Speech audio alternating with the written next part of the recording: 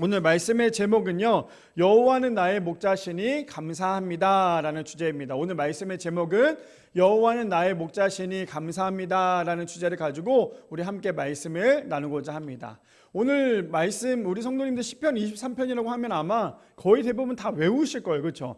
다 외울 만큼 너무나 많이 알고 너무나 잘 아는 말씀이 오늘 이 시편 23편에 대한 내용입니다. 사실 제가 저번 주부터 얘기했던 게 뭐 어떤 설교를 가지고 한다고 했던 거 기억나시죠? 입에 대해서, 언어에 대해서 한다고 했는데 아무래도 이번 11월 한 달간은 저희가 좀 감사에 대해서 나눠야 되지 않을까. 왜냐면 이제 추수감사절이 얼마 남지 않아서, 그래서 오늘과 다음 주 그리고 추수감사절까지는 감사 시리즈를 통해서 감사에 대해서 함께 나누려고 하고요. 그리고 그 다음 주부터 이제 11월 마지막 주부터 다시 입술에 대해서 함께 나누려고 하니까 우리 성도님들 이번 한 3주 동안 정말 감사 끊임없는, 이게 감사였구나, 이게 앞으로 우리가 해야 될 감사구나라는 거에 대해서 함께 말씀을 통해 또 알아가고 또 우리가 잘 묵상할 수 있는 귀한 시간이 되었으면 좋겠습니다. 근데 그 시간 중에 제일 첫 번째 시간이 어떤 걸 감사에 대해서 나누면 좋을까라고 생각을 해봤는데, 우리가 제일 많이 알고 또 너무나 쉽게 아는 본문이기도 하지만 이 본문 안에 과연 나는 어떠한 감사를 찾을 수 있을까? 저는 이번 한 주 동안에 그래서 이 말씀을 정말 많이 묵상을 했던 것 같아요. 한 절씩 묵상하기도 하고 또 통으로 묵상하기도 하고 또 여기 나오는 원어로도 찾아보기도 하고, 과연 내가 이걸 너무나 그동안에 많이 읽어봤지만 그렇다면 이번 주에 내가 이 말씀을 가지고 우리 성도님들과 어떤 걸 나누면 좋을까라고 고민을 참 많이 하고 또 묵상을 하면서 기도를 해봤는데, 오늘 이 안에서 우리가 정말 감사할 거가 이 안에 있다라는 걸 느끼는 순간 저는 이번 한 주 동안에 이 말씀을 붙잡고 한 주를 살아가는데요, 얼마나 은혜가 되는지 몰라요. 그래서 오늘 이 말씀을 가지고 우리가, 그래서 오늘 제목도 그거잖아요. 평범하지 않아요. 그렇죠? 여호와는 나의 목자시니, 보통 이 말씀의 제목은 그냥 여호와는 나의 목자시니라고 하고 거기에 끝나는데, 저는 거기에 뭐라 붙였냐면 여호와는 나의 목자시니 감사합니다라는 단어를 붙였어요. 그래서 우리 성도님들 이 말씀 우리가 읽을 때마다 그때 우리가 이 말씀에 감사하다라는 게 있었구나라는 것을 좀 깊이 아는 귀한 시간이 되기를 소망합니다. 그래서 오늘 말씀 들어가기 전에요, 토조 목사님, 우리 너무나 잘 아시죠? 토조 목사님께서 이런 말씀하셨어요. 뭐라고 말씀하시냐면, 어떤 보물보다 주님을 귀하게 여기는 사람은 그분 안에서 모든 것을 누린다 라고 얘기를 합니다. 저는 저 말씀이 오늘 제가 나누고자 하는 말씀에 하나로 묶어놓은 메시지가 아닐까라는 생각이 듭니다. 토조 목사님의 저 귀한 말씀을 잘 보면 우리가 너무나 잘 묵상해야 될 말씀이죠. 그렇죠? 어떤 겁니까? 어떤 보물보다 주님을 귀하게 여기는 사람은 그분 안에서 모든 것을 누릴 수 있다라고 얘기를 합니다. 그렇다면 우리 성도님들, 우리 안에 우리의 보물이 누구입니까? 한번 고민해 보셨어요? 내가 지금 누리고 있는 모든 것들이 과연 내 안에 과연 누가 있을까라고 한번 고민해 보셨습니까? 어쩌면 우리가 하나님이 내 안에 계시고 내가 하나님을 잘 믿고 있다면, 하나님을 내 인생 가운데 보물로 여기고 있다면요, 우리는 그분으로 인해서 모든 것을 누릴 수 있지만, 그렇지 않고 여전히 내 안에 내 자아가 내가 내 주인이 돼버리면요, 우리는 하나님의 은혜를 누릴 수 없다라는 거예요. 그런데 우리가 항상 사랑하면서 살다 보면 결국에는 하나님께서 여전히 우리와 함께 하심을 우리는 알 수 있다라는 거죠. 그래서 오늘 저 내용에 어떤 보물보다 주님을 귀하게 여기는 사람은 그분 안에서 모든 것을 누리고 있다라고 얘기하는 것처럼, 우리 성도님들의 삶 가운데 하나님을 우리 안에 모시고 그래서 하나님을 통하여서 하나님의 모든 것을 누릴 수 있는 우리 모든 성도님들 되시기를 축복합니다. 그러려면 시편 23편 1절 말씀이 다른 사람에게 주어지는 말씀이 아니라 내 말씀이 되어야 돼요. 그 말씀이 무엇입니까? 여호와는 나의 목자시니 내게 부족함이 없으리로다. 저는 성경에 어쩌면 전체적으로 봤을 때 시편 23편 1절 말씀이 우리 안에서 가장 귀하기도 하고요, 또 제일 중요한 건 저거 하나면 되지 않을까요? 저거 하나면, 여호와는 나의 목자이시면 우리가 모든 것이 부족함이 없다라는 것이 저 말씀의 고백이 우리 성도님들의 삶 가운데 고백이 되기를 소망합니다. 그래서 우리 안에 우리가 주님 안에서 모든 것을 누릴 수 있는 우리 모든 성도님들 되시기를 축복합니다. 제가 말씀에 들어가기 전에 이걸 하나 나누려고 해요. 아마 제가 이 말씀을 준비하면서 참 많이 인용했던 것이기도 한데, 제가 동물을 하나 소개를 하려고 해요. 제가 어저께 우리 아이들에게 동물에 대해서 퀴즈를 내면서 얘기를 했는데, 오늘 아침에 또 제가 누워있는데 우리 아이가 저한테 동물 소리를 좀 내보래요. 동물 소리를 아침부터 내면서 애들이 맞았어요. 저는 동물 소리 참 열심히 냈는데 애들이 전혀 다른 동물을 얘기하는 바람에 당황스럽긴 했지만, 그렇다고 제가 여기서 또 동물 소리를 낼 수는 없지만 이 동물에 대해서 제가 얘기를 하려고 해요. 특징을 얘기하려고 하니까 우리 성도님들 어떤 동물인지 좀 맞춰보면 좋을 것 같아요. 아시겠죠? 자, 어떤 동물일까요? 첫 번째입니다. 그 동물은요, 눈이 굉장히 나빠요. 굉장히 눈이 나쁩니다. 그래서 항상 그 동물은 앞에 있는 동물의 엉덩이만 보고 그 엉덩이만 보고 열심히 따라간다라고 얘기를 해요. 자, 두 번째입니다. 그 동물은요, 아주 잘 속아요. 그러다 보니까 아주 쉽게 잡혀먹기도 합니다. 그리고 세 번째, 그 동물은 잘 넘어져요. 다리가 굉장히 짧거든요. 몸은 큰데 다리가 굉장히 짧아져. 근데 이 동물의 특징이 뭐냐면 한 번 넘어지면 못 일어나요. 자, 그래서 넘어져서 죽는 경우도 있다라고 얘기를 해요. 굉장히 심각한 거죠. 지금 네 번째 얘기했죠. 다섯 번째는 중심을 금방 못 잡는다라고 해요. 생각보다 몸집에 비해서 다리가 굉장히 얇거든요. 그러다 보니까 이 동물은 넘어지거나 중심을 잡는 게 쉽지 않다라고 얘기를 합니다. 여섯 번째입니다. 그 동물은요, 생각보다 우리가 생각할 때 그 동물을 표현할 때 항상 그런 얘기를 하죠. 굉장히 순하다라고 얘기하지만 그 동물은 굉장히 이기적이고 멋대로이기도 합니다. 그리고 그 동물은요, 방향 감각이 없어요. 그래서 꼭 누가 옆에 있어야 줘야지만 이 동물은 열심히 갈 수 있어요. 또 그 동물은요, 희한한 게 반드시 왔던 길로 다시 돌아오는 귀소 본능이 있다라고 얘기합니다. 그리고 그 동물은요, 방어력이 제로예요. 그래서 누가 잡아먹으려고 하면 그냥 아주 쉽게 잡혀먹는 동물이기도 해요. 또 그 동물은 희한한 건 다른 동물이랑 다르게 죽을 때가 되면 굉장히 온순해진다라고 얘기를 합니다. 그 동물은 또 하얗기도 하지만, 제가 목장 같은 데 가서 그 동물을 보면 하얀 동물은 못 봤던 것 같아요. 항상 보면 때가 많이 탄 깨지지한 동물이기도 하지만 굉장히 털도 많이 났어요. 어떤 동물일까요? 바로 양입니다. 그렇죠? 양이에요. 어떤 동물이라고 생각하셨어요? 뭐 닭은 아니죠? 네. 자, 어떤 동물이냐면 바로 양이라는 동물이에요. 저 양이라는 동물이 어떤 동물이냐면, 옆에 목자가 없으면요, 옆에서 양 치는 사람이 없으면 이 양은 언제든지 다른 동물로부터 잡혀먹힐 수밖에 없고, 얼마나 눈이 나쁘든지 앞에 있는 양의 엉덩이만을 보고 가는데요, 그 앞에 있는 양이 혹시나 벼랑 끝에 떨어지게 되면 그 나머지 뒤에 있는 양들도 줄줄이 벼랑 끝에 떨어진다라고 얘기를 합니다. 그만큼 이 동물, 우리가 흔히 말하는 온순하고 착할 때 뭐라 그래요? 넌 정말 양 같구나라고 하지만, 양은요, 생각보다 온순하거나 착하기보다 좀 성질이 나쁘다라고 얘기도 하고 예민하다라고 얘기도 합니다. 제가 오늘 이 말씀을 가지고 왜 갑자기 이 동물을 이야기하는 이유가 뭐냐면, 오늘 본문에 나오는 이 양이 어쩌면 지금 저 모습의 저 양이요, 그냥 동물일 것 같지만 어쩌면 저 10가지의 모든 특징이 지금 우리의 특징과 똑같지 않을까요?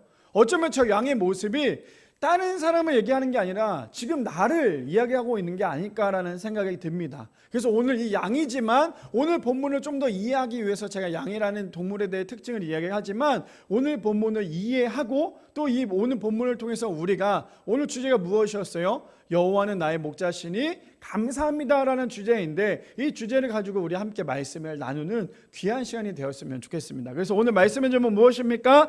여호와는 나의 목자시니 감사합니다라는 주제를 가지고 함께 세 가지로 나누기를 원하는데요, 첫 번째입니다. 첫 번째는 하나님은 언제나 가장 좋은 길로 인도하신다라는 거예요. 첫 번째, 하나님은 언제나 가장 좋은 길로 인도하십니다. 우리 본문 볼까요? 본문 시편 23편 1절과 2절 보면, 1절에 보면 이렇게 시작하죠. 여호와는 나의 목자시니 내게 부족함이 없으리로다 라고 얘기를 합니다. 우리 성도님들 지금까지 살면서 어떠한 삶을 사셨습니까? 어떤 분들은 굉장히 힘든 삶을 사신 분들도 있을 거고요, 어떤 삶은 좀 평탄한 삶을 사셨던 분들도 계실 거예요. 근데 보통 인생이란 걸 보면요, 평탄한 삶보다 힘든 삶이 더 많기도 하죠. 근데 우리가 살아오면서 과연 우리의 주인이 누구일까라고 생각을 한다면요, 우리는 지금까지 살아온 거에 대해서 자, 이렇게 생각해 보세요. 지금 나에게 어떠한 일이 주어졌어요. 근데 그 일이 너무너무나 어려운 일이지만, 그 일이 내 일이라고 생각하면요, 그 일이 너무나 어렵고 괴로울 수밖에 없는 일일 수밖에 없어요. 내가 감당할 수 없는 일이기 때문에. 근데 그 일이 내가 아니라 하나님의 일이라고 생각을 한다면요, 우리는 그 일을 아주 쉽게 이해할 수 있다는 거예요. 근데 때로는 우리가 살면서 그 일에 대해서 내 일이라고 생각을 하다 보니까 때로는 그 일 때문에 집착을 하기도 하고 스트레스를 받기도 한다는 거예요. 자, 스트레스라는 게 무엇일까요? 우리 성도님들 스트레스 안 받으시는 분 계세요? 스트레스를 안 받는 사람은 아무도 없죠. 어쩌면 태어나는 그 순간부터 스트레스의 인생이 될 수밖에 없는 게 사람의 인생이에요. 근데 그 사람의 인생에서 과연 제일 중요한 것이 무엇이냐? 바로 나의 인생의 주인이 누구냐라는 것을 제일 먼저 알고 넘어가야 한다라는 거예요. 근데 우리 모두는요, 우리의 인생의 주인이 하나님이 아니라 날마다 내 자신이라고 생각을 해요. 그러다 보니까 하루하루 살아가는 게 너무나 고통스럽고 너무나 힘들 수밖에 없다라는 거예요. 제가 오늘 왜 저 시편 23편 1절이 어쩌면 우리의 인생 가운데 가장 큰 은혜이고 도움이고 위로가 되지 않을까라고 얘기했던 이유는 뭐냐면요, 1절에 이렇게 얘기하죠. 여호와는 나의 목자시니 내게 부족함이 없으리로다 라고 시작을 한다라는 거예요. 하나님께서 나의 목자가 되시면요, 우리의 인생에 부족함은 없습니다. 믿으십니까? 하나님이 나의 목자가 되시면요, 우리의 인생에 부족함이 없다라는 거예요. 아까 서두에 얘기했던 동물, 그 양의 비유를 했을 때 양은 어떤 동물이라고요? 목자가 없이는 살아갈 수 없는 거예요. 양이라는 동물의 특징을 보면요, 양은요, 목자가 없으면 언제든지 육식 동물로부터 잡혀먹힐 수밖에 없는 게 바로 이 양의 특징이라는 거죠. 근데 그 양이 옆에 목자가 있으면요, 아주 안전하게 갈 수 있는 게 이 양의 모습이라는 거예요. 근데 제가 동물을 하나 더 얘기하려고 해요. 오늘 뭐 동물의 왕국도 아닌데 왜 동물에 대해서 얘기하냐라고 하겠지만, 우리 성도님들 말 아세요? 말이 두 가지의 말이 있는 거 아십니까? 집에서 키우는 말과 야생에서 키우는 말이 있어요. 근데 그 말의 특징 중에 야생에서 키우는 말과 집에서 키우는 말의 특징이 다른 특징이 있는데 어떤 거냐면요, 둘 다 잠을 잘 때 모습을 보면 이 말이 집에서 키우는 말이구나, 아니면 야생에서 크는 말이구나라는 걸 알 수 있대요. 어떻게 알 수 있냐면, 집에서 키우는 말은요, 어떻게 자냐면 누워서 잔대요. 왜 누워서 잘까요? 누구도 자신을 잡아먹을 거라 생각을 안 하기 때문에 이 말은, 집에서 키우는 말은요, 누워서 잔대요. 그래서 제주도에 보면 많은 말들이 있죠. 그 말들을 보면 그 보호 안에 있기 때문에 잠자는 모습을 보면 다 앉아서 잔다라고 얘기를 해요. 근데 반대로 야생에 키우는 이 말은, 야생에서 키우는 게 아니죠, 야생에서 자라는 이 말은요, 잠을 잘 때 누워서 자지 않는데요. 어떻게 자냐면 서서 잔다라고 얘기해요. 왜냐하면 언제든지 누구로부터, 육식 동물로부터 잡혀 먹힐 수 있기 때문에 이 말은, 야생에서 크는 말은요, 누워서 자는 게 아니라 일어서서 잔다라고 얘기를 합니다. 왜 이 말과 이 양에 대해서 이야기를 하냐? 하나님이 우리의 인생 가운데 목자가 되시면요, 우리는 언제든지 편하게 누워서 잘 수 있다라는 거예요. 근데 하나님께서 우리 인생 가운데 목자라는 것을 우리가 잊고 살면 우리는 누워서 자는 게 아니라 우리는 일어서서 잘 수밖에 없는 그런 인생이 될 수밖에 없다라는 거예요. 그때 우리 성도님들 지금까지 살아오면서 우리는 누워서 주무시고 계십니까? 아니면 일어서서 주무시고 계십니까? 목사님, 이걸 말이라고 합니까? 어떻게 우리가 자는데 일어서 자겠습니까? 제가 말하는 건 일어서서 잔다라는 게 아니라, 우리의 인생에 하나님이 우리 인생 가운데 주인이 되시면요, 우리는 언제든지 편안하게 잘 수 있다라는 거예요. 우리의 인생은 하나님이 우리를 보호하시기 때문에 우리는 안전할 수 있다라는 거죠. 근데 하나님께서 우리의 인생 가운데 주인이 되지 않으면 우리는 언제든지 악한 마귀로부터 우리의 모든 것을 빼앗기기 때문에 우리는 벌벌벌 떨면서 살아갈 수밖에 없다라는 거죠. 근데 오늘 본문 1절에 뭐라고 얘기합니까? 여호와는 나의 목자시니 내게 부족함이 없다라고 얘기해요. 제가 일단 우리 성도님들의 인생 가운데 부족함이 있으십니까? 없으십니까? 당연히 있죠. 우리 인생 가운데 어떻게 부족함이 없겠어요.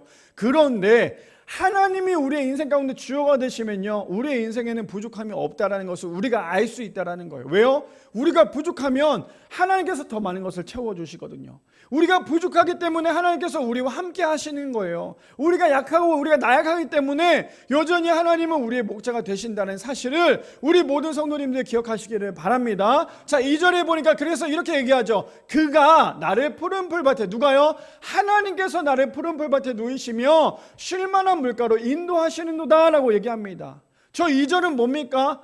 어쩌면 완성이에요. 완성. 가장 편한 천국 아닐까요? 이 양에게 가장 필요한 것이 무엇입니까? 푸른 풀밭, 뜯어먹을 수 있는 이 식물이 필요하겠죠. 그리고 흐르는 물이 필요할 거예요. 그것이 있으면 이 양은요, 이 동물은요, 어떤 것도 불효하거나 필요할 게 없다는 거죠. 왜요? 모든 걸 다 가지고 있기 때문에. 근데 우리의 인생도 마찬가지거든요. 하나님이 우리의 인생 가운데 주인이라는 것을 우리가 안다면요, 우리의 인생은 어떤 인생을 살 수 있냐면 2절에서 말한 것처럼 그가 나를 푸른 풀밭에 누이시며 쉴만한 물가로 우리를 인도하신다는 것을 우리는 믿을 수 있어요. 근데 하나님이 우리의 인생 가운데 목자라는 것을 우리가 모르기 때문에 우리가 저기서 말하는 2절을 누릴 수가 없는 거예요. 하나님이 여전히 우리의 목자가 되시고 우리의 주인이 되신다면 하나님은 우리를 가장 좋은 길로 인도하신다라는 거예요. 하나님이 지금까지도 우리를 인도하신 모든 것을 보면 우리는 어떻습니까? 우리가 지금까지 살면서 우리의 뒤를 돌아보면요, 때로는 어떤 어려움도 있고 힘든 상황도 있었겠지만 지금까지 우리의 인생을 살펴보면요, 우리의 길은 어떤 길입니까? 2절에 말한 대로 나름 푸른 풀밭에 놓이시며 쉴만한 물가로 인도하셨던 그 길이 바로 우리의 길이 될 수 있다는 거예요. 왜요? 하나님이 우리와 함께 하잖아요. 하나님이 우리와 함께하는 그 길은 복된 길이에요. 근데 하나님이 없이 나 혼자 걸어가는 그 길은요, 복된 길이 아니라는 거예요. 제가 설교 때마다 매번 강요하고 매번 이야기했던 것이 무엇입니까? 하나님이 있어서 잘 되는 건 축복이에요. 또 반대로 하나님이 없어서 잘 되는 것은 저주라는 거예요. 이해되십니까? 하나님이 우리와 함께 계시는데 잘 되면 축복이고요, 안 돼도 축복이에요. 왜요? 주어가 하나님이 나와 함께 하기 때문이죠. 근데 반대로요, 하나님이 없이 내가 잘 되는 건 저주예요. 또 하나님이 없이 내가 안 되는 건 더 저주라는 거예요. 이해되십니까? 그래서 하나님이 우리와 함께 하심을 믿는다면요, 우리는 그 어떤 것도 이겨낼 수 있다는 거예요. 하나님이 여전히 내 옆에서 나와 함께 걷고 계신다는 거, 나와 함께 하신다는 것을 우리가 믿는다면 그 길은 복된 길이라는 거예요. 근데 목사님, 제가 살아오니까요, 하나님이 나와 함께 하는 것 같은데 내 인생은 아무것도 변하지 않았고 여전히 너무나 힘든 길을 걷고 있어요. 이게 과연 복된 길일까요? 라고 질문한다면 우리가 이렇게 한번 생각해 봅시다. 하나님이 계셨기에 그 길도 갈 수 있는 거예요. 하나님이 나와 함께 하시기 때문에 지금 감당할 수 없는 길도 걸어갈 수 있는 거예요. 근데 하나님이 계시지 않죠? 우리는 아마 금세 내 인생을 포기하고 말 거예요. 근데 하나님이 여전히 나와 함께 하심을 믿기 때문에 우리는 그 길이 아무리 험난한 길이라 할지라도 걸어갈 수 있는 거예요. 근데 하나님이 함께하는 길은 어떤 길입니까? 그 길은 푸른 풀밭이고요, 쉴만한 물가로 인도하는 귀한 길이 될 수 있다는 거예요. 그뿐 아니에요. 제가 그래서 창세기 45장 5절 말씀을 보면 이렇게 얘기하죠. 당신들이 나를 이곳에 팔았다고 해서 근심하지 마소서, 한탄하지 마소서. 하나님의 생명을 구원하시려고 나를 당신들보다 먼저 보내셨나이다. 누굽니까? 누가 주인공이에요? 요셉이죠. 저 요셉의 이야기를 보면요, 그럼 저 요셉은 굉장히 평탄한 삶을 살았을까요? 저 지금 5절에 말하는 저 요셉의 지금 직위는 뭐냐면 총리예요. 총리는 무엇입니까? 많은 부하들을 거느리고 있는 거예요. 근데 그가 거기까지 올라가 서기까지 총리의 인생이 평탄했을까요? 평탄했을까요? 총리의 인생? 아니죠. 요셉의 인생은 어떻습니까? 형들로부터 버림을 당했고요, 팔려가기도 했고요, 감당할 수 없는 일들을 많이 감당했어요. 그랬던 요셉의 인생을 우리가 본다면요, 우리는 요셉을 봤을 때 어떻습니까? 아니, 하나님께서 요셉을 선택하셨고 요셉을 사랑한다라고 얘기했다면, 요셉에게 꿈을 주신다라고 얘기했다면 어떻게 저런 인생을 살 수 있을까? 근데 요셉은 그 모든 인생을 살아가면서 요셉이 항상 의식했던 게 있어요. 그게 무엇입니까? 하나님이시라는 거예요. 요셉이 보디발 장군의 아내로부터 유혹을 받았을 때도 요셉은 자신의 모든 것을 쾌락으로 인하여서 거기서 누린 게 아니라 하나님을 의식하고 있었기 때문에 요셉은요, 거기서부터 멀리 떠날 수 있었다라는 거예요. 요셉의 인생은 그 모든 인생 가운데 꿈을 꾸게 하셨던 것도 하나님이셨잖아요. 거기에 팔려가게 했던 것도, 그 모든 것들도 다 하나님께서 요셉과 함께 했음을 요셉은 고백하고 있다는 거예요. 그래서 뭐라고 얘기합니까? 당신들이 나를 이곳에 팔았다고 해서 근심하지 마소서. 그 말은 뭐예요? 너네들이 나를 지금까지 이끌어간 게 아니야. 너네들이 나를 지금 팔았다고 해서 내가 여기까지 온 게 아니라 너네들이 했다고 착각하지 마. 그러니까 너네들 이거에 대해 착각하지 말고 이 모든 것은 어떤 계획이냐? 바로 뭐예요? 나를 당신들보다 먼저 보내셨나이다. 누가요? 하나님이. 저는 저 말씀과 오늘 시편 23편 1절 2절 말씀을 비교해 보면 비슷한 이야기 아닐까요? 우리가 그냥 내 인생에 내가 주인이 돼서 보면요, 얼마나 힘들어요. 얼마나 한심스럽습니까? 얼마나 괴로워요. 그런데 내 인생의 주어가, 내 인생의 목자가 하나님이 되시니까요, 그가 나를 푸른 풀밭에 누이시면 쉴만한 물가로 인도하신대요. 그의 인생이 요셉의 목자가 되신 하나님이 되시니까 요셉의 고백은 무엇입니까? 생명을 먼저 구원하시려고 나를 이곳에 먼저 보내셨나이다 라고 얘기하는 거예요. 제가 지금 이 말씀 왜 우리 성도님에게 이 이야기를 하려고 하는지 이해되십니까? 어떤 메시지인지 아시겠어요? 우리의 인생은 쉽지 않아요. 목사인 저도요, 쉽지 않다고요. 한 주 한 주 살아가면서 안 울 때가 없어요. 매번 저기 앞에 앉아가지고 매번 눈물을 흘려요. 하나님, 내 인생 이거 맞습니까? 물론 두 번째 대지 때 제가 이걸 좀 더 깊이 얘기하겠지만 우리의 인생에 내가 주인이 되니까 너무너무 초라한 거예요. 내 인생에 내가 주인이 되니까 너무너무 초라한 거예요. 근데 만왕의 왕이신 하나님께서 나의 주인이시고 나의 아버지가 되심을 우리가 믿고 고백한다면 우리의 인생은 초라한 인생이 아니거든요. 가장 좋은 길로 인도하시는 분이 하나님이시라는 거예요. 그때 우리 성도님들, 하나님이 나의 목자 되심을 믿으십니까? 하나님이 정말 나의 목자 되심을 믿으십니까? 그럼 우리 성도님들의 입술에 이런 고백이 나타나야 돼요. 어떤 고백이 나와야 됩니까? 하나님의 생명을 구원하시려고 나를 당신들보다 먼저 보내셨나이다. 이런 고백이 우리 성도님들의 삶 가운데 나와야 되지 않겠어요? 너네들 때문에 내가 지금 얼마나 힘든 삶을 살아가는 줄 알아? 내가 분명 어렸을 때 이렇게 꿈을 꿨다고 얘기했지. 너네들 나를 팔았지. 내가 지금 여기 감옥까지 있었다 왔지. 너네들 때문에 내가 전과범이 되었지. 내가 얼마나 내 인생이 힘들었는지 알아? 이렇게 얘기하는 사람은요, 결국에 자신의 인생은 초라할 수밖에 없어요. 그런데 내가 전과범이 되고 내가 그 어려운 상황 가운데 있다 할지라도 결국에 나의 인생의 주인이 하나님이심을 믿는다면 우리의 인생은 초라한 인생이 아니라 복된 인생이 될 수 있다는 거예요. 첫 번째 주제가 무엇입니까? 하나님은 언제나 우리를 가장 좋은 길로 인도하신대요.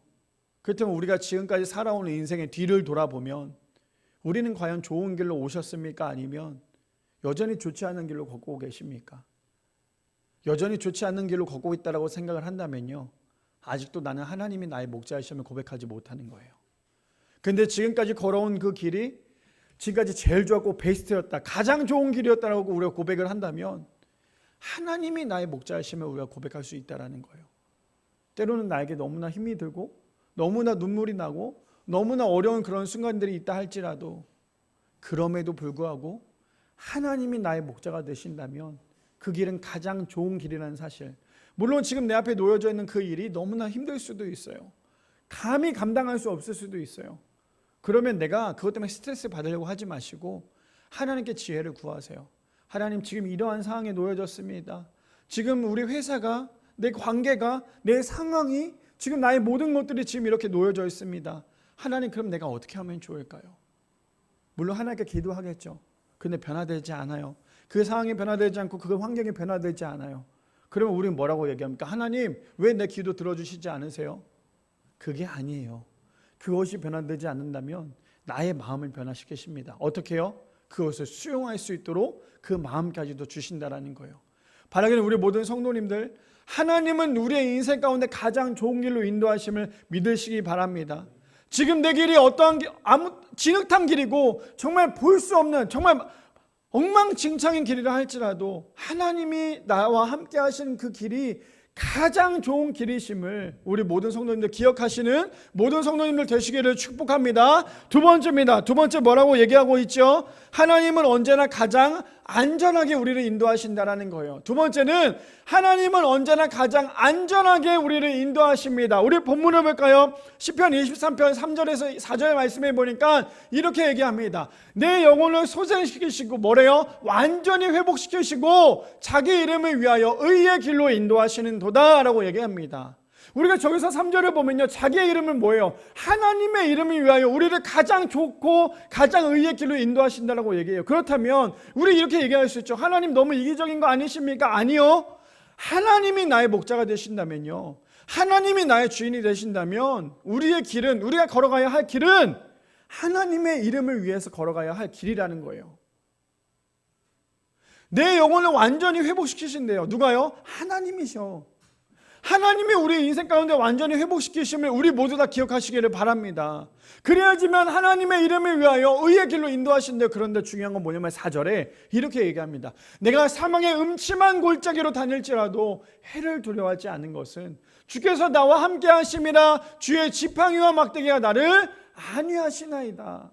우리 성도님들 저 3절과 4절 얼마나 많이 읽어봤어요. 그렇죠? 얼마나 많이 읽어봤습니까? 그 중에 저는 저 4절이 저에게는 이번 한 주 동안에 얼마나 많은 눈물을 나게 했던 구절인지 몰라요. 4절에 보니까 이렇게 시작하죠. 내가 사망의 음침한 골짜기로 다닐지라도 해를 두려워하지 않은 것은 이라고 얘기해요. 저 말이 무엇입니까? 내가 감당할 수 없고 너무너무나 두렵고 너무너무나 무섭고 너무너무나 어떻게 할 수 없는 그런 길이라는 거예요. 제가 아까 서두에도 얘기한 것지만 우리 성도님들 살면서 항상 밝을 수만은 없어요. 항상 좋을 수만은 없어요. 근데 우리의 인생에 보면요, 사망의 음침한 골짜기를 다니는 길이 우리의 길일 때가 참으로 많다라는 거예요. 근데 저는 오늘 우리 성도님들이 이거 하나만 기억하고 가시면 우리의 인생의 감사거리가 끊이지 않을 것 같아요. 그게 뭐냐? 자, 이어서 이렇게 얘기하죠. 주께서 나와 함께 하심이라. 주의 지팡이와 막대기가 나를 안위하시나이다. 저기서 주의 지팡이와 막대기가 나를 안위하신다는 건 뭡니까? 목자들은요, 양이 어디로 가기를 원해요? 가장 좋은 길로 가기를 원하죠. 가장 안전하게 하기 위해서 막대기로 툭툭툭 쳐요. 우리의 인생도 마찬가지거든요. 우리가 인생에 가다가요, 우리가 낭떠러지를 떨어질 것 같거나 혹은 잘못된 길을 가려고 하면 하나님께서 우리를 어떻게 하냐면 툭툭툭 치신다라는 거예요. 너 그 길 아니야. 너 그쪽으로 가면 안 돼. 위험해. 근데 우리는 항상 가장 빠른 길로 가기를 원해요. 그러다 보니까 타협할 때가 참 많죠. 내가 생각할 때는 앞으로 가면 금방 갈 것 같은데 하나님이 생각할 때는 앞으로 가는 것보다 조금 돌아가는 게 더 빠르다라고 말씀하실 때가 있어요. 근데 우리는 우리의 생각대로 항상 제일 좋고 제일 빠른 길로 가려고만 하는 게 우리의 생각이에요. 그러다 보니까 우리는 넘어질 수밖에 없어요. 가장 축복된 인생이 어떤 인생인 줄 아세요? 내가 잘못된 길로 갈 때 하나님께서 우리를 혼내키시는 거예요.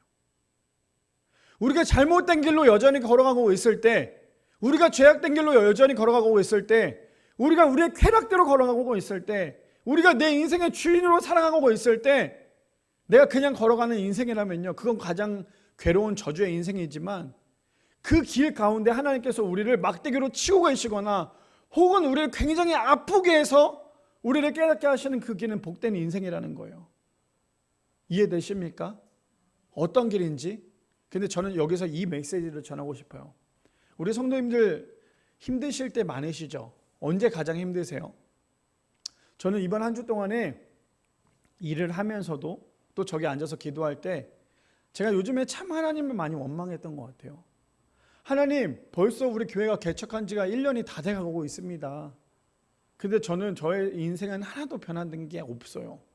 너무너무나 힘들고요. 너무너무나 어렵고 너무너무나 괴로울 때가 있어요. 그렇게 하나님을 원망할 때가 참 많아요. 하물며 저는 어떻게 기도하냐면, 하나님 어디 계세요? 하나님 지금 제 기도 듣고 계시는 거 맞아요? 저는 혼자 일을 하면서 그렇게 묵상하면서 다닐 때가 참 많다라는 거예요.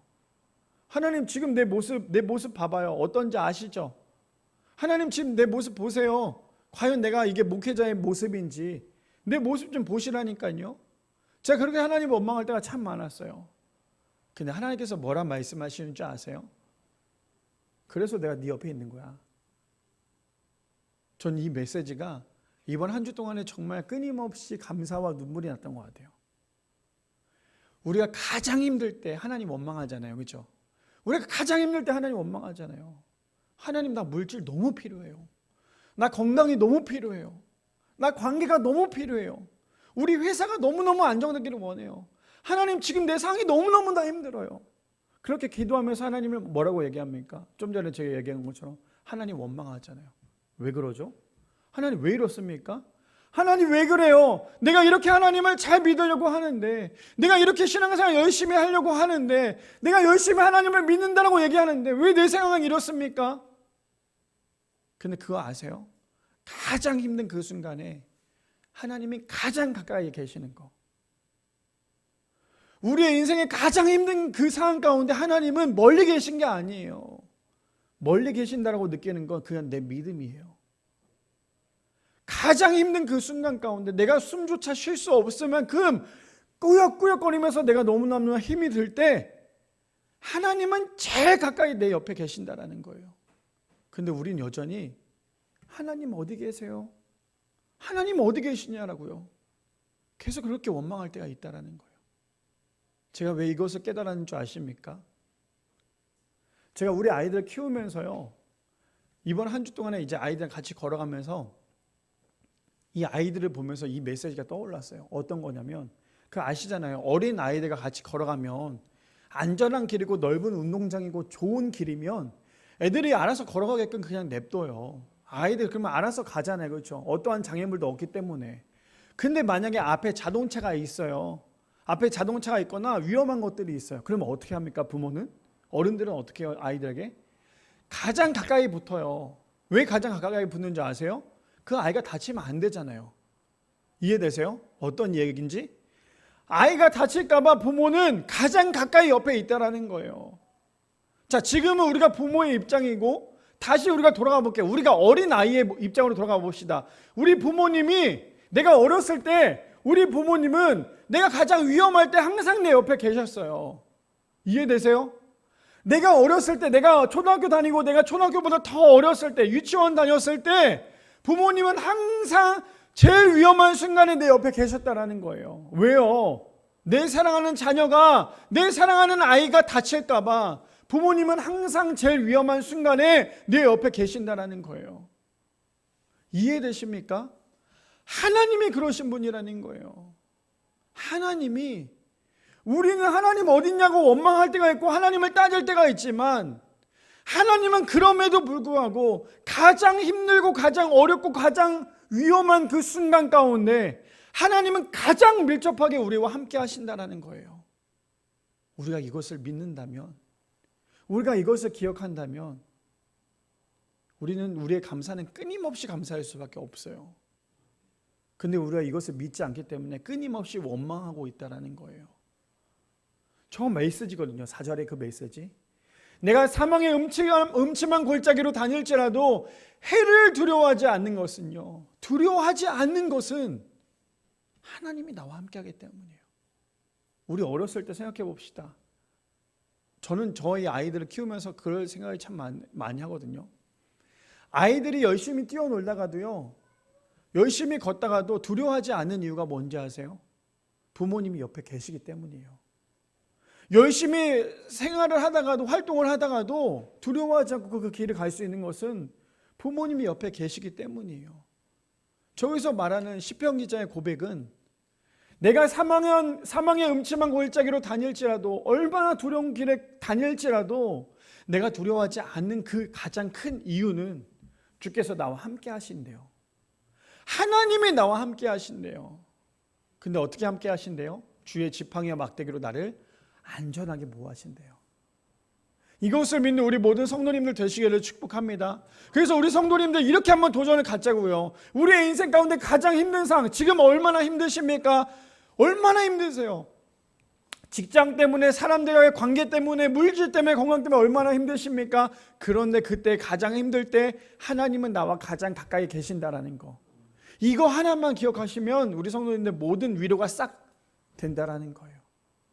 그뿐 아닙니다. 시편 121편 1절에서 8절 말씀에 보면 이렇게 얘기하죠. 내가 산을 향하여 눈을 들리라. 나의 도움이 어디서 올까? 그런데 그 도움이 어디서 납니까? 천지를 지으신 여호와께서입니다. 그리고 3절에 보니까 그 여호와께서 어떻게 하는데요? 천지를 지으신, 나의 도움이 되신 천지를 지으신 그 하나님께서 너를 실족하지 아니하게 하시며 너를 지키시며 이가 졸지도 아니하시리로다. 4절에 보니까 이렇게 얘기해요. 이스라엘을 지키시는 이는 졸지도 아니하시고 주무시지도 아니하시리로다. 여호와께서 너를 지키시는 이시라. 여호와께서 내 오른쪽에서 내 그늘이 되시나니 낮에 해가 너를 상하게 하지 아니하며 밤의 달도 너를 해치지 아니하리로다.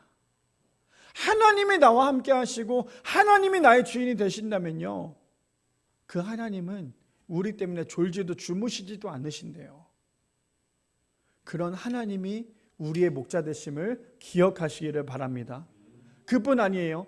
또 넘겨주세요. 7절 8절에 여호와께서 너를 지켜 모든 환난을 면하게 하시며 또 내 영혼을 지키시리로다. 여호와께서 너의 출입을 지금까지 영원까지 지키시리로다. 하나님이 나의 목자이심을 우리가 믿는다면 저 메시지가 다른 사람의 메시지가 아니라 나의 메시지가 되기를 소망합니다. 그래서 하나님은 어떠신 분이래요? 내 영혼까지 지키시는 분이시라고 얘기를 합니다. 그 하나님께서 나의 처음부터 마지막까지 우리를 지키시고 보호하시는 하나님이심을 기억하시기를 바랍니다. 그뿐 아니죠. 출애굽기 13장 21절에서 22절에 보면 이렇게 얘기합니다. 여호와께서 그들 앞에 가시며, 저는 저 메시지를 인용할 때 어디서 가장 은혜를 받았냐면요, 21절에 보면 이렇게 얘기해요. 여호와께서 뭐라고 얘기해요? 그들 앞에 가시며 해요. 하나님이 항상 우리 앞에 가신다라는 거예요. 하나님이 우리의 인생 가운데 우리 앞에 가신대요. 그 우리가 뭐가 두렵겠어요? 저희 윤희는 되게 겁이 많아요. 얼마나 겁이 많냐면 아무래도 눈이 크다 보니까 겁이 많은 것 같아요. 그래서 얼마나 겁이 많냐면 유리랑 윤희랑 다니다 보면 정말 다른 게, 유리랑 윤희랑 손을 잡고 가잖아요. 윤희는 막 뛰어가요. 그럼 제가 끌려가요. 그럼 윤희는 어떻게 하는 줄 아세요? 뒤로 가요.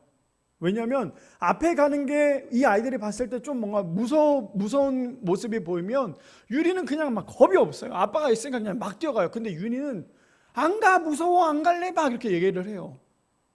근데 아빠가 먼저 가고 앞에 가면 이 아이들은 뒤에서 조조조 쫓아올 수는 있어요. 무서워도. 왜 그렇습니까? 아버지가 앞에 있잖아요. 근데 저 본문에 뭐라고 시작해요? 여호와께서 그들 앞에 가시며 라고 얘기를 하고 있어요. 하나님께서 앞에 가시는데 낮에는 구름 기둥으로 그들의 길을 인도하시고요, 밤에는 불 기둥으로 그들을 비추사 낮이나 밤이나 진행하게 하시며, 낮에는 구름 기둥으로 밤에는 불 기둥이 백성 앞에서 떠나지 아니하니라라고 얘기하고 있다라는 거예요. 하나님께서 우리 인생 가운데 때로는 구름 기둥으로 때로는 불 기둥으로 우리를 인도하십니다. 그렇다면 우리가 뭐가 두렵겠어요?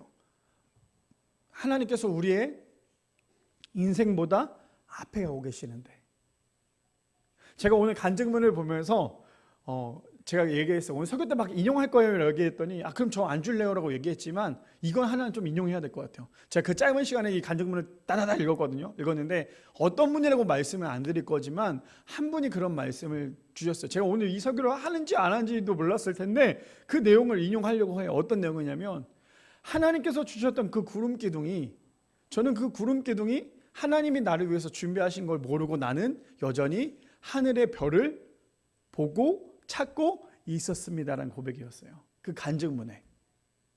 우리의 인생이 참 그래요. 하나님께서 우리의 인생 가운데 구름 기둥으로 우리를 가려주실 때가 있죠. 그 구름 기둥이 뭡니까? 우리에게 가장 좋은 길이고 가장 안전하게 우리를 인도하신다라는 거예요. 그런데 우리는 어떤지 아세요? 저 구름 기둥 때문에 내가 하늘에 떠 있는 별을 볼 수가 없다고, 저 구름 기둥 때문에 이렇게 맑은 날씨를 볼 수 없다고. 이것이 우리의 인생이에요. 우리가 누리고 있는 그 믿음이라는 거예요. 근데 하나님은 가장 좋은 구름 기둥으로, 가장 좋은 불 기둥으로 우리를 인도하고 계신다라는 거예요. 왜요? 우리보다 앞서가시잖아요. 우리의 인생보다 앞서가시기에 우리의 어려움이 있을 걸 먼저 아시기 때문에 이미 하나님께서 가장 좋은 걸로 막고 계신다라는 거예요. 근데 그뿐 아니죠. 출애굽기 16장 12절이랑 31절에 보면 우리가 너무나 잘 알고 있는 만나와 메추라기가 나오는데 이렇게 얘기합니다. 12절에 내가 이스라엘 자손의 원망을 들었노라. 그들에게 말하여 이르기를 너희가 해질 때에는 고기를 먹고 아침에는 떡으로 배불리니 내가 여호와 너희 하나님인 줄 알리라 하라 하셨느니라. 지금 뭐라 그래요? 하나님께서 배고파하는 백성들을 위해서 메추라기를 주신 거예요. 배부르게 먹을 수 있도록. 근데 하나님께서 그걸 먹으니까 사람들이, 우리 성도님들 고기 좋아하시죠? 고기. 오늘 우리가 점심에 백숙을 먹을 예정이지만 사람들이 고기를 아무리 좋아해도 고기만 계속 먹을 수는 없어요. 그렇죠? 고기만 계속 먹다면 질리잖아요. 그때 하나님께서 31절에 어떻게 합니까? 이스라엘 족속의 그 이름을 만나라 하였으며, 만나가 어떻게 생겼냐? 가시 같고 희고 맛은 꿀 섞은 과자와 같았더라. 하나님은 우리를 가장 좋고 가장 안전한 길로 인도하신다라는 거예요. 우리의 상황을 보시고 우리가 뭐가 필요한지를 가장 잘 아시는 분이 우리 하나님이시라는 거예요. 그 하나님이 우리의 주인이시고 우리의 목자 되심을 믿으시는 우리 모든 성도님들 되시기를 축복합니다. 그래서 아까 전에도 얘기했지만 우리의 인생 가운데 가장 어려움이 찾아왔을 때 그 순간이 지금 순간일 수도 있어요. 어떤 성도님은 이번 한 주를 살면서 너무너무나 괴롭고 너무너무나 힘든 삶을 살았던 성도님들도 계실 거예요. 근데 그 상황도 우리가 이 말씀을 비교해 보자고요. 그럼에도 불구하고 그 상황 가운데 하나님은 우리에게 구름 기둥으로 불 기둥으로 만나와 메추라기로 하물며 가장 힘든 그 상황 가운데 하나님은 가장 가까이에 있음을 우리 성도님들 모두 다 기억하시고 그것을 믿고 나아가는 우리 모든 성도님들 되시기를 축복합니다. 마지막 세 번째입니다. 그래서 마지막 세 번째 이렇게 얘기하죠. 여호와는 나의 목자시니 감사합니다 라고 얘기합니다. 마지막 세 번째는요, 여호와는 나의 목자시니 감사합니다. 우리 본문 볼까요? 본문에 보면 현대인의 성경인데요, 이렇게 얘기합니다. 주께서 내 원수들이 보는 가운데 나를 위하여 잔치를 베푸시고 나를 귀한 손님으로 맞아주셨으니 내 잔이 넘치는구나. 하나님께서 어떻게 하고 계신데요? 내 원수들이 보는 앞에서요, 그 보는 앞에서 하나님께서 모든 것을 다 갚아주신대요. 가장 좋은 걸로 하나님께서 그 원수들 앞에서 갚아주신다고 말씀하세요. 그래서 뭐래요? 주께서 내 원수들이 보는 가운데 나를 위하여 잔치를 베푸시고, 얼마나 그 원수들 앞에서 잔치를 베푼다라는 건 어떤 의미입니까? 걱정하지 마. 네가 저들보다 훨씬 더 훌륭하고 훨씬 더 귀한 존재야. 하나님이 지금 그것을 보여주는 거 아닙니까? 가장 좋은 걸로 해주려고 하는 게 하나님 아니세요? 우리가 자녀를 키우면서도 마찬가지잖아요. 내 자녀가 상대방에 있는 그 아이보다 옷을 더 좋은 옷을 입기를 원하고 더 좋은 것을 먹이기를 원하잖아요. 그게 부모의 마음이란 말이에요. 아, 저 아이는 10만 원짜리 신발을 신었으니까 내 아이는, 저 아이는 비싼 거 신었으니까 내 아이는 10,000 원짜리 신겨도 되겠다라고 생각하는 부모님 아무도 없을걸요. 보통 부모님들 어떻게 해요? 더 좋은 거, 내가 할 수 있는 가장 좋은 걸로 우리 아이들에게 입혀주고 싶잖아요. 저는 예전에 그런 생각을 했어요. 그냥 싼 거를 여러 개를 사서 여러 번 신으면 되지 않을까? 근데 한번 비싼 걸 신어보니까요, 물론 제가 비싼 거라고 해서 뭐 몇백만 원이 아니라 저에게 가장 비싼 신발은 운동화 중에 18만 원짜리가 있어요. 굉장히 비싸죠. 저희 아내가 오늘 아침에 당신 18만 원짜리 운동화로 우리 아이들 신발 3켤레를 사줬다라고 저에게 얘기할 정도로 되게 마음이 좀 뭉클했던 시간이었는데, 근데 그 신발을 제가 지금 5년 넘도록 신고 있어요. 이 비싼 신발이 좋은 점이 뭐냐면, 제가 그렇다고 해서 지금 와, 목사님은 지금 우리 성도님, 나는 지금 3만 원짜리 5만 원짜리 운동화 신고 있는데 지금 목사님 18만 원짜리 신고 있다고 지금 저에게 자랑하시는 겁니까? 얘기하는 게 아니라, 제가 왜 비싼 거가 참 좋다, 참 쉽지 않네요. 이게 뭐라고 얘기해야지 모르겠지만, 자, 다시 정리해 볼게요. 비싼 신발이 좋은, 그렇다고 제가 우리 성도님에게 비싼 신발 사랑한 건 아니고요. 그냥 저에게는 그 비싼 신발 한 켤레가 있는데, 그 비싼 신발이 좋은 이유가 뭐냐면 오래 신을 수 있어요. 이해되세요? 저는 그걸 몰랐어요.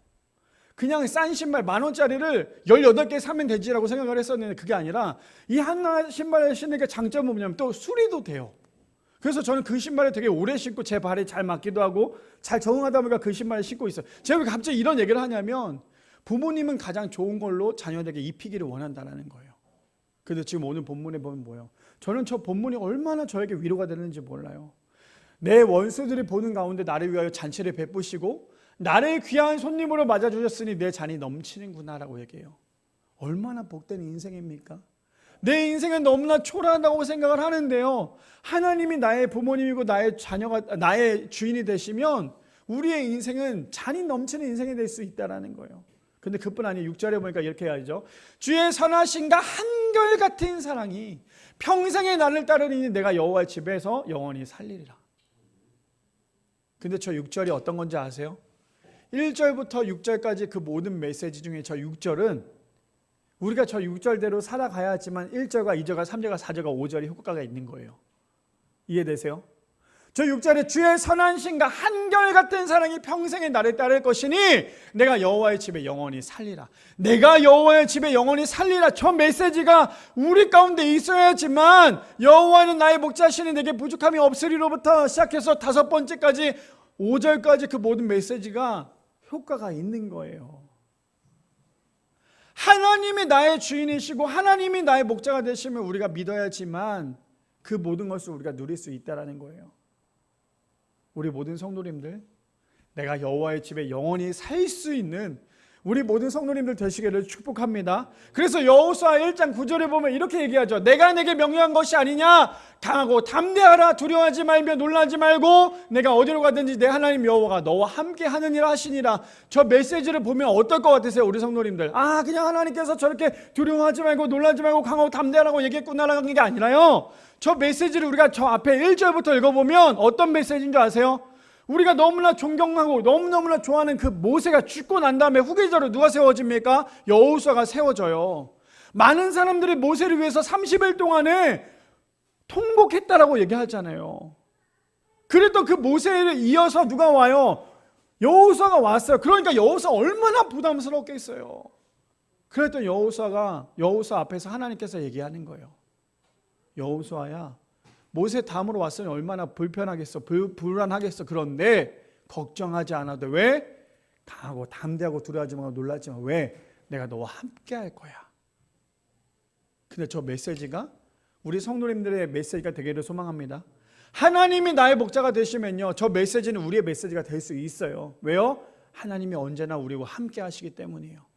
자, 이제 메시지를 마치려고 하는데요. 우리 시편 136편 1절부터 26절 좀 깁니다. 우리 이거 다 같이 한 목소리로 한 절 한 절 읽고 오늘 설교를 마쳤으면 좋겠습니다. 우리 1절부터 읽어볼까요? 시작! 여호와께 감사하라. 그는 선하시며 그 인자하심이 영원함이로다. 신들 중에 뛰어난 하나님께 감사하라. 그 인자하심이 영원함이로다. 주들 중에 뛰어난 주께 감사하라. 그 인자하심이 영원함이로다. 4절이요. 홀로 큰 기이한 일을 행하시는 이에게 감사하라. 그 인자하심이 영원함이로다. 지혜로 하늘을 지으신 이에게 감사하라. 그 인자하심이 영원함이로다. 땅을 물 위에 펴신 이에게 감사하라. 그 인자하심이 영원함이로다. 큰 빛들을 지으신 이에게 감사하라. 그 인자하심이 영원함이로다. 해로 낮을 주관하신 이에게 감사하라. 그 인자하심이 영원함이로다. 딸과 별들로 밤을 주관하게 하신 이에게 감사하라. 그 인자하심이 영원하심이로다. 애굽의 장자를 치신 이에게 감사하라. 그 인자하심이 영원하심이로다. 이스라엘을 그들 중에서 인도하여 내신 이에게 감사하라. 그 인자하심이 영원함이로다. 강한 손과 펴신 팔로 인도하여 내신 이에게 감사하라. 그 인자하심이 영원하심이로다. 홍해를 가르신 이에게 감사하라. 그 인자하심이 영원하심이로다. 이스라엘을 그 가운데로 통과하신 이에게 감사하라. 그 인자하심이 영원하심이로다. 바로와 그의 군대를 홍해에 엎드려 들으신 이에게 감사하라. 그 인자하심이 영원하심이로다. 그의 백성을 인도하여 광야를 통과하게 하신 이에게 감사하라. 그 인자하심이 영원하심이로다. 큰 왕들을 치신 이에게 감사하라. 그 인자하심이 영원함이로다. 유명한 왕들을 죽이신 이에게 감사하라. 그 인자하심이 영원함이로다. 아모리인의 왕 시온을 죽이신 이에게 감사하라. 그 인자하심이 영원함이로다. 바산 왕 옥을 죽이신 이에게 감사하라. 그 인자하심이 영원함이로다. 그들의 땅을 기업으로 주신 이에게 감사하라. 그 인자하심이 영원함이로다. 곧 그 종 이스라엘에게 기업으로 주신 이에게 감사하라. 그 인자하심이 영원함이로다. 우리를 비천한 가운데서도 기억해 주신 이에게 감사하라. 그 인자하심이 영원함이로다. 우리를 위에 대적에게 건지신 이에게 감사하라. 그 인자하심이 영원함이로다. 모든 육체에게 먹을 것을 주신 이에게 감사하라. 그 인자하심이 영원함이로다. 하늘의 하나님께 감사하라. 그 인자하심이 영원함이로다. 바라기는 우리 모든 성도님들 저런 하나님이, 저분이 바로 우리 하나님이심을 믿으시는 우리 모든 성도님들 되시기를 축복합니다. 그래서 하나님이 우리의 목자가 되신다면 우리의 인생 끊임없이 감사거리가 넘쳐날 수밖에 없다는 사실을 모두 다 기억하여서 여호와는 나의 목자시니 내게 부족함이 없으리로다. 이 메시지가 우리의 인생 가운데 귀한 메시지가 되기를 소망합니다. 그래서 이 메시지로 살아갈 수 있는, 그래서 이번 한 주, 이번 한 달 동안에 감사거리가 끊이지 않는 귀한 우리 모든 성도님들 되시기를 축복합니다.